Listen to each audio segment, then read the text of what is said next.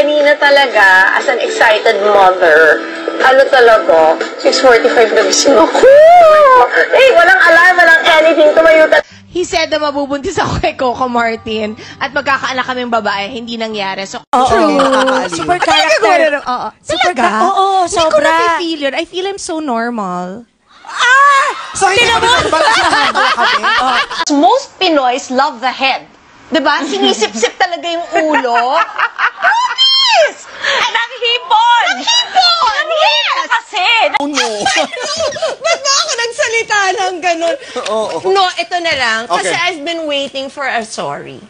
A personal sorry. OMG!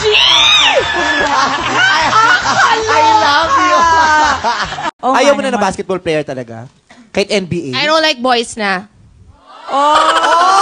Ayaw mo na boys? Eh, para kanino pa yung pagpapakita mo ng goiter kung ayaw mo na